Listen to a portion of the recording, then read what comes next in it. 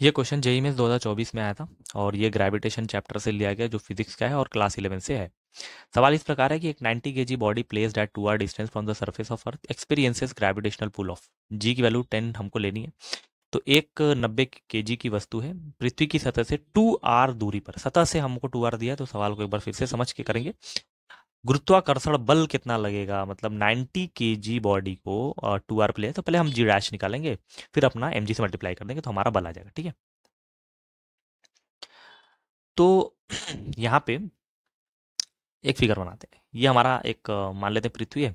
अब पृथ्वी की सतह को हम ये मान लेते हैं, ये हमारी सतह है। इस सतह से कितनी दूरी पे हमको जाना है, 2r।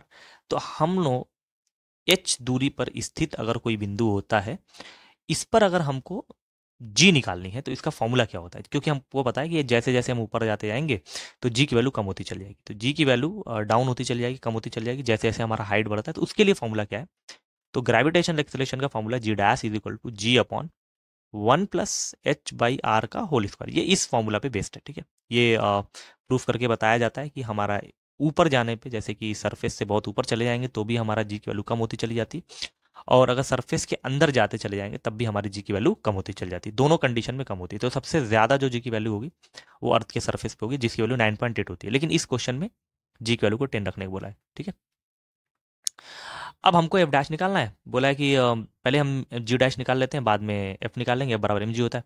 तो जी डैश की वैल्यू कितनी होगी, चलिए देखते हैं। तो जी डैश इज इक्वल टू हो जाएगा जी, जी मतलब 10 हो गया। ठीक है, 1+ एच कितना है, एच बोला गया था कि जो डिस्टेंस है वो 2r है, और भी बोला था पृथ्वी सतह से, तो यही एच होता है क्योंकि यहाँ से यहाँ तक तो आर होता है। ठीक है, और ये हो जाएगा एच की वैल्यू 2r अपॉन आर। ठीक है, का whole square, sorry whole square है ये।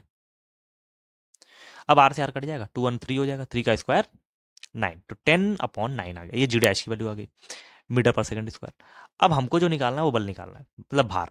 तो भार जो होता है एफ या डब्ल्यू कह लेते हैं, वो एम से मल्टीप्लाई करके आएगा जी डैश में। ठीक है, कि उतनी ऊपर जाने पे हमारा भार कितना हो जाएगा, तो एम की वैल्यू थी 90, 90 इंटू 10/9। ठीक है, तो मल्टीप्लाई करेंगे, 9 से डिवाइड कर देंगे, 90 को तो 10 आ जाएगा, 10 10 100, तो ये हमारा आंसर आ गया 100 न्यूटन। ठीक है, तो सवाल बहुत ही इजी था कि अगर हमको एच ऊंचाई पे कोई वस्तु लेके चली जाए जो कि अर्थ के सरफेस से, तो वहां पे भार कितना हो जाएगा। तो हमको पहले ग्रेविटेशनल एक्सेलरेशन जी डैश की वैल्यू निकालनी पड़ेगी, जो कि ऊपर जाने पे घटता जाता है, और कैसे घटता है वो एक फॉर्मूला है। फॉर्मूला क्या है, g dash is equal to g upon 1+h/r का होल स्क्वायर। बहुत ज़्यादा ऊपर अगर लेके जाते रहते हैं तो हमारी वैल्यू इस फॉर्मूला को फॉलो करती है। तो पहले हमने जी डैश निकाला, जो कि जी की वैल्यू को 10 रख के निकालना था, तो जी की वैल्यू 10 रखा गया। एच की वैल्यू हो जाएगी 2r, तो 2r से आर कट जाएगा, तो 1+2 3, 3 का स्क्वायर 9। तो जी डैश की वैल्यू 10/9 आ गई। हमको जी डैश तो नहीं निकालना था, भार निकालना। और भार क्या होता है, मास इंटू जी, मतलब ग्रेविटेशनल एक्सेलरेशन होता है। तो एम जी डैश कर दिया गया, तो जी डैश की वैल्यू यहाँ रख के आंसर हमारा 100 आ गया, जो ऑप्शन नंबर सी करेक्ट है। तो ये हमारा क्या हो गया, फाइनल आंसर हो गया। बहुत ही सिंपल क्वेश्चन था, ये पिछले सवाल जैसा ही था।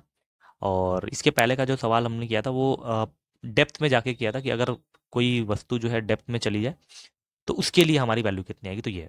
और अगला सवाल एक और करेंगे आगे चल के, नेक्स्ट सवाल जो होगा वो इन दोनों पे बेस्ड होगा। मतलब अगर कोई वस्तु ऊपर भी जा रही है और कोई वस्तु नीचे भी जा रही है तो उनके जी के बीच में कोई रिलेशन है, उस पर सवाल होगा। तो अगला सवाल ज़रूर देखिएगा। तो ये हमारा हो गया, इस क्वेश्चन के लिए फाइनल आंसर 100 न्यूटन हो गया।